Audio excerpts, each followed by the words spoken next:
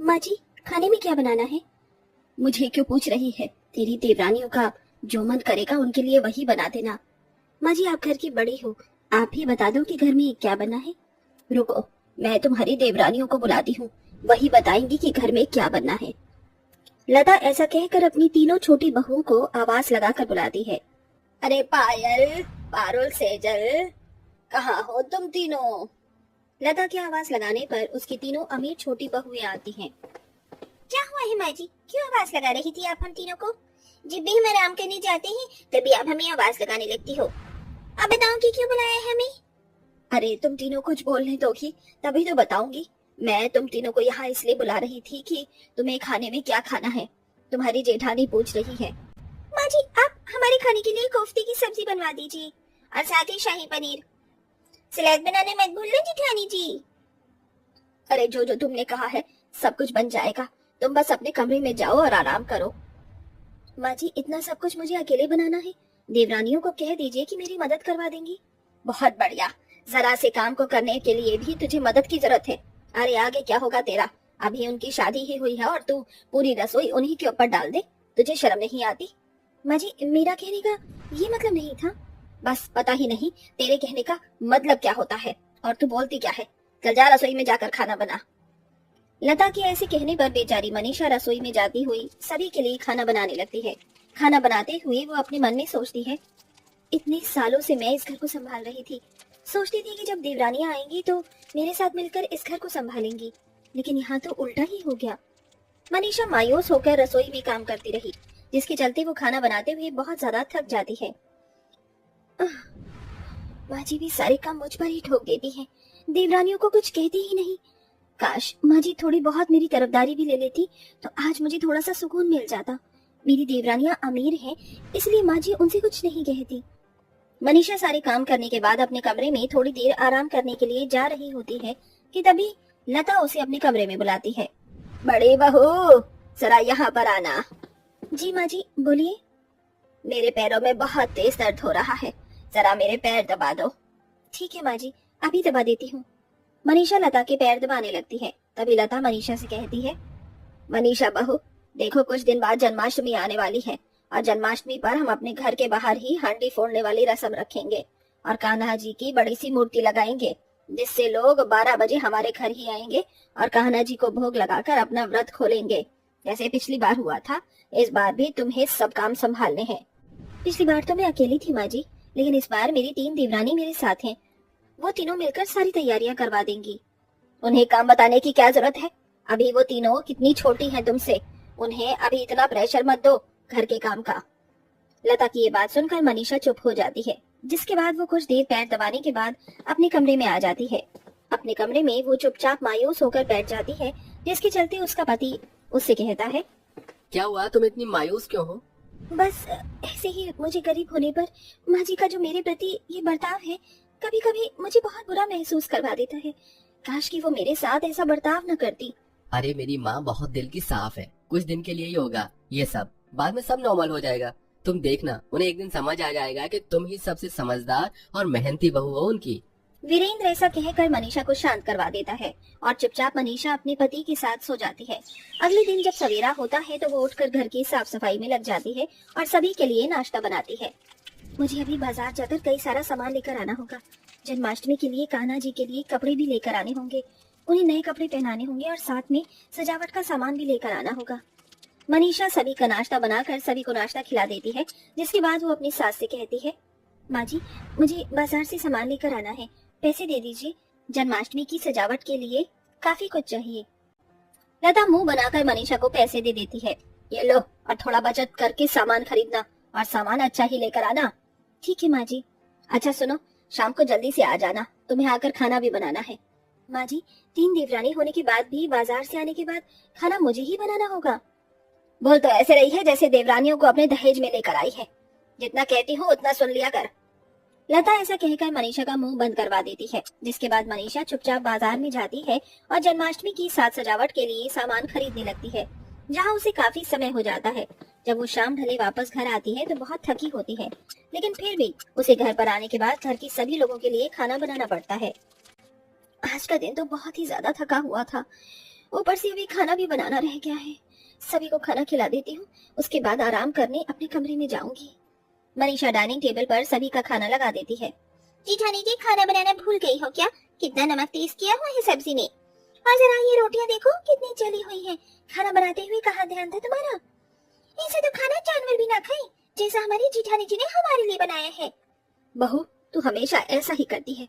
जल्दबाजी में खाना बनाती है जो आधा कच्चा आधा पका होता है, या फिर नमक मिर्ची तेज हो जाती है। माँ जी, खाना तो मैंने ठीक से ही बनाया था, कोई बात नहीं, अगली बार से इन सब चीजों का ध्यान रखूंगी। इस तरह मनीषा बात को टाल देती है, लेकिन उसे बहुत बुरा लगता है। वो फिर भी किसी से कुछ नहीं कहती।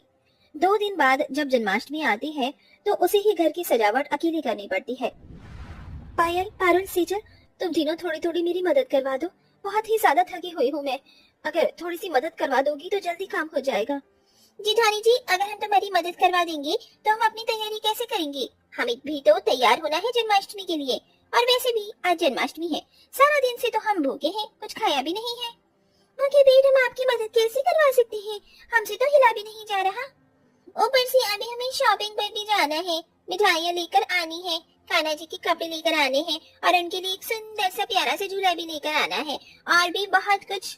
आप तो ये सब कभी खरीद ही नहीं पाओगी। इस तरह सेजल मनीषा को नीचा दिखा देती है, लेकिन मनीषा कुछ नहीं कहती। वो चुपचाप काम करती रहती है। धीरे धीरे वो काम करती रहती है तो उसकी देवरानियां शॉपिंग करके ही थक जाती हैं। शाम को वहाँ जन्माष्टमी पर सब गाँव के सभी लोग उनके घर के बाहर हांडी फोड़ने आते हैं, तो वो सभी को देखकर एंजॉय कर रही होती है। इधर वो राधा कृष्ण के गानों पर डांस भी कर रही होती है, लेकिन मनीषा काम से फ्री ही नहीं हो पा रही थी। चलो, सब कुछ हो गया, अब कृष्ण भगवान की पूजा का समय हो गया है। मनीषा आरती की थाली लेकर कृष्ण भगवान की मूर्ति के पास आती है, लेकिन तभी उसकी देवरानियां आरती की थाली उससे ले लेती हैं और कहती है, पहले कृष्ण भगवान की आरती हम करेंगे, अब बाद में करना। पायल के इतना कहते ही मनीषा की आंखों में आंसू आ जाते हैं और वो चुपचाप उनके पीछे खड़ी हो जाती है।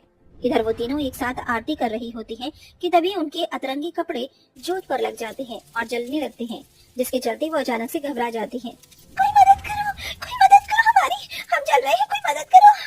हे कृष्ण भगवान, अब तुम ही हमारी मदद कर सकते हो, कुछ तो करो, ऐसे तो हम जल जाएंगे। सेजल इतना बोल ही रही थी कि तभी मनीषा एक चादर लाकर उन तीनों को चादर में लपेट लेती है, जिससे उनके कपड़े जलने से बच जाते हैं। हमारी जान बचाने के लिए आपका बहुत बहुत शुक्रिया जेठानी जी। हम तीनों तो इस लायक भी नहीं थे कि आप हम तीनों की जान बचा दी। हमने आपके साथ कितना बुरा बर्ताव किया। जन्माष्टमी पर हमने आपके साथ काम तक नहीं करवाया, आप अकेले ही लगी रही। इतना कुछ सहन करने के बाद भी आपने हमारे लिए हमदर्दी दिखाई। हो सके तो हमारी गलतियों के लिए हमें माफ कर देना। हाँ जेठानी जी, हमें माफ कर दो, ये हमारी गलतियों का दंड हमें भगवान ने ही दिया है। अरे ऐसा क्यों बोल रही हो? ये तो एक अनहोनी थी जो टल गई। घबराओ मत, सब ठीक हो जाएगा और माफी मांगने की जरूरत नहीं है तुम्हें। अपनी गलती का एहसास हो गया, मेरे लिए इतना ही काफी है। बहू, मैंने भी तेरे साथ बहुत अन्याय किया। तेरे गरीब होने की वजह से मैंने तुझे किसी चीज में नहीं पूछा, हमेशा घर के कामों में ही उलझा कर रखती रही। ये तो मैं भी भूल गई थी कि तू भी एक औरत है और तेरा भी हर चीज करने का मन करता होगा। आज के बाद ऐसा मैं कभी नहीं करूंगी, मैं ये तेरे से वादा करती हूँ। इस तरह जन्माष्टमी पर सभी को अपनी गलतियों का सबक मिल जाता है और वो सभी मनीषा के साथ बहुत अच्छे से रहने लगते हैं। वो सब एक साथ मिलकर जन्माष्टमी के त्योहार को दोबारा से मनाते हैं और इस बार वो एक साथ खुशी खुशी जन्माष्टमी मनाते हैं। छोटे से गांव में जय और विजय नाम के जुड़वा भाई रहते थे। उनके पिता का कई साल पहले देहांत हो चुका था और उनकी माँ छोटी बहन को जन्म देते ही दुनिया से चल बसी। अब जय और विजय पर अपनी छोटी बहन की पूरी जिम्मेदारी आ गई थी। जय और विजय ने अपनी बहन का नाम परी रखा। वो दोनों अपनी इकलौती बहन परी को बहुत प्यार करते थे। दोनों भाई मिलकर मजदूरी करते और जो भी थोड़ा बहुत कमा पाते उससे परी को पालने की कोशिश करते थे। विजय, परी को भूख लगी है, देख कितनी देर से रो रही है। तू जाकर दुकान से थोड़ा दूध खरीद ला। हाँ ठीक है, तब तक तो परी को संभाल, मैं दूध लेकर आता हूँ। विजय परी के लिए दूध लेने चला जाता है। अचानक बहुत तेज बारिश होने लगती है। सड़क पर पानी भर जाता है। विजय का पैर एक गड्ढे में आता है और वो बहुत जोर से गिरता है। उसकी जेब में जो पैसे थे वो पानी में बह गए। अब मैं क्या करूँ? मेरे सारे पैसे तो पानी में बह गए। अब मैं परी के लिए दूध कैसे लूंगा? सामने एक चाय की दुकान थी। विजय वहाँ जाता है और उससे थोड़ा दूध मांगता है। भैया जी मेरी बहन को बहुत भूख लगी है, थोड़ा सा दूध दे दो, मैं आपको कल पैसे दे दूंगा। सुन भाई, अगर तुझे अपनी बहन के लिए दूध लेना है तो यहाँ रखे सारे बर्तन धोकर दे दे, मैं बदले में तुझे थोड़ा सा दूध दे दूंगा। अब मैं क्या करूँ, मेरे सारे पैसे तो पानी में बह गए, अब मैं परी के लिए दूध कैसे लूंगा। विजय सारे बर्तन धो देता है। चाय वाला भैया उसे थोड़ा दूध दे देता है। विजय दूध लेकर घर आता है और जय को देर से आने का कारण बताता है। दोनों की आंखों में आंसू आ जाते हैं। धीरे धीरे परी बड़ी हुई, अब वो 9 साल की हो गई थी। आज हमारी प्यारी बहन को क्या हुआ, इतनी उदास क्यों है, क्या हुआ परी, बता तो। जय भैया, विजय भैया, वो मेरी सहेली है ना माला, वो अपने माँ बापू के साथ दूसरे गांव में मेला देखने गई है। मुझे भी मेला देखना है, मेले में घूमना है, वहाँ पर बहुत सारे खेल खिलौने हैं। माला मुझे बता रही थी कि वो खूब मजे करेगी। बस इतनी सी बात, ठीक है, कल हम तीनों भी मेला देखने जाएंगे। पर कल तो साहूकार ने हमें ईंटें उठाने के लिए जल्दी बुलाया था, अगर हम दोनों कल काम पर नहीं गए तो वो बहुत गुस्सा होगा। वो बात तो सही है विजय, पर हम अपनी बहन के चेहरे पर उदासी भी तो नहीं देख सकते ना, और तू भी जानता है कि हमारे लिए हमारी बहन परी से बढ़कर कुछ नहीं। ठीक है, कल हम परी को मेला दिखाने ले जाएंगे। अगले दिन जय और विजय काम से छुट्टी लेकर परी को मेले में घुमाने ले जाते हैं। मेले में बहुत सारी दुकानें और खेल खिलौने थे। जय भैया, मुझे आइसक्रीम खानी है। मैं तेरे लिए आइसक्रीम लेकर आता हूँ, तू यहीं खड़ी हो। विजय, परी का ध्यान रखना। जय परी के लिए आइसक्रीम लेने चला जाता है। विजय भैया, मुझे वो पानी पूरी भी खानी है। फिर पानी पूरी खाकर तुझे मिर्ची लगेगी तो मैं आइसक्रीम खा लूंगी। जरा पानी पूरी खिलाना। भैया, मिर्ची लगी है, मुझे पानी पीना है। मैंने तुझे कहा था ना कि तुझे मिर्ची लगेगी। भैया, आपके पास पानी होगा? नहीं, मेरे पास सदा पानी नहीं है, वो सामने नल लगा है, वहाँ से ले लो। विजय सामने नल से पानी भरने चला जाता है, पर जैसे ही लौटता है परी वहाँ पर नहीं होती। विजय घबरा जाता है। तब तक जय भी आइसक्रीम लेकर आ गया था। दोनों परेशान हो जाते हैं। विजय, परी कहाँ गई? मैंने तुझे कहा था परी का ध्यान रखना। अभी यहीं खड़ी थी, मैंने उसे कहीं नहीं जाने दिया। भैया, मेरी बहन जिसने अभी पानी पूरी खाए थे, वो देखा कहाँ गई है? वो वहाँ एक जादूगर जादू दिखा रहा है, उसी ओर गई है। चल विजय, उधर जाकर देखते हैं। जय और विजय देखते हैं कि मेले में एक जादूगर जादू दिखा रहा था। परी भी सब बच्चों के साथ उसका जादू देख रही थी। भैया, मेरी आइसक्रीम। प्यारी बहना, पता है तूने हमें डरा ही दिया था, तू यहाँ बिना बताए आ गई खेल देखने के लिए। भैया, मैं जादू का खेल देखने आ गई थी। हाँ ठीक है, जब देखो डरा देती है। तभी जादूगर जय और विजय के पास आता है। मुझे एक जादू में तुम दोनों की मदद चाहिए, क्या तुम दोनों मेरी मदद करोगे? अब हम दोनों पर। जय भैया, विजय भैया, मुझे आप दोनों का भी जादू देखना है, दिखाओ ना। अच्छा ठीक है, बोलो जादूगर भैया, मैं क्या करना होगा? मैं तुम्हें जादू की एक तरकीब बताता हूँ। जादूगर जय और विजय को जादू समझा देता है। अब आप सब देखेंगे कि इस आदमी के कपड़े बदल जाएंगे। इस जादू में जय स्टेज पर एक पर्दे के आगे खड़ा है और विजय पर्दे के पीछे। जय और विजय की जुड़वा की ये ट्रिक जादूगर के काम आ गई। सब इस जादू को देखकर तालियां बजाने लगे। जय और विजय की वजह से उस दिन जादूगर की बहुत कमाई हुई। अगले दिन जब जय और विजय साहूकार के पास काम पर गए तो साहूकार ने उन्हें नौकरी से निकाल दिया। जय और विजय परेशान होकर घर लौटे तो दरवाजे पर वही जादूगर खड़ा था। जादूगर उनके पास काम के लिए आया था। जय और विजय तो पहले ही काम से हट चुके थे, इसलिए उन्होंने जादूगर के साथ काम करने के लिए हाँ कह दी। तुम दोनों जुड़वा हो और तुम्हें इसी बात का फायदा उठाना है। तुम मेरे लिए जादू करोगे और मैं तुम्हें शो दूंगा, पैसा दूंगा। तुम मेरे साथ शहर चलोगे, वहाँ जाकर तुम अपने जादू के शो से पैसे कमाकर अपनी बहन को वो सारी खुशियाँ दे सकते हो जो हर भाई चाहता है। तुम्हारी सारी गरीबी दूर हो जाएगी, तुम अमीर हो जाओगे, तुम्हारी बहन राज करेगी। जादूगर की बातें सुनकर जय और विजय बहुत खुश होते हैं। उनका यही तो सपना था कि उनकी बहन हमेशा खुश रहे। जादूगर के शो में दोनों भाइयों ने अपने जुड़वा होने का फायदा उठाया। शो के टाइम प्लान के मुताबिक एक भाई स्टेज के पीछे रहता और दूसरा स्टेज पर। जब जादूगर एक भाई को गायब कर देता तो दूसरा भाई अचानक स्टेज पर प्रकट हो जाता। ये देखकर लोग हैरान होते और तालियों की गड़गड़ाहट से शो गूंज उठता। इस तरह जय और विजय ने अपनी मेहनत और होशियारी से अच्छी कमाई कर ली। समय बीता और कुछ सालों बाद जय और विजय ने शादी कर दी। परी रवि नाम के एक लड़के से बहुत प्यार करती थी, पर रवि के पिता इस शादी के लिए दहेज मांग रहे थे। परी रवि के बिना नहीं रह सकती थी। मुझे शादी में 50 लाख का दहेज चाहिए। तभी ये शादी हो पाएगी। अपनी बहन की खुशी के लिए जय और विजय पैसे जुटाने के लिए रोजाना शो कर रहे थे। तो पीछे से शो के दौरान जय के हाथ में चोट आ गई, पर उस रात भी उसने शो किया। जय संदूक में बंद हो जाता है, जादूगर बाहर से ताला लगा देता है। तभी परी अपनी भाभीियों के साथ शो में पहुंचती है। अब जादू का समय था। जय को अंदर बंद रहना था और विजय को स्विमिंग पूल से बाहर निकलना था। विजय स्विमिंग पूल से बाहर निकल चुका था। तो ये है आज का जादू। मैंने अपने साथी को संदूक में बंद किया था, पर वो तो स्विमिंग पूल से बाहर आ रहा है। एक बार जोरदार तालियां मेरे इस जादू के लिए।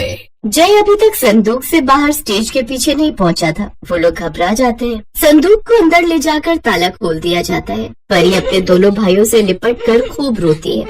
जय, तेरे हाथ में बहुत दर्द था, इसी वजह से तो ताला नहीं खोल पाया ना। आप ठीक हो न जय? जय भैया, विजय भैया, मुझे उस लड़के से शादी नहीं करनी जिसकी वजह से मेरे दोनों भाइयों की जान को खतरा हो। नहीं भैया, मेरे लिए आप दोनों से ज्यादा जरूरी कुछ नहीं। आप लोगों ने मेरे लिए बहुत कुछ किया है। आप दोनों मेरी माँ भी हो, मेरे पिता भी हो। आप दोनों ने मेरे जीवन में मुझे कभी किसी चीज की कमी नहीं होने दी। मुझे बस आप दोनों का प्यार चाहिए। मुझे ऐसे घर में शादी ही नहीं करनी जहाँ लालची लोग रहते हो। अब मैं वही शादी करूंगी जहाँ आप दोनों कहोगे, क्योंकि मैं जानती हूँ आप मेरे लिए जो भी फैसला लोगे मुझे मंजूर होगा। मुझे बस अपने दोनों भाई चाहिए और कुछ नहीं। परी अपने दोनों भाइयों के गले लग जाती है। वो जानती थी उसके दोनों भाइयों ने उसके लिए बहुत किया है, इसलिए आज उसने जो भी फैसला लिया वो बिल्कुल सही लिया।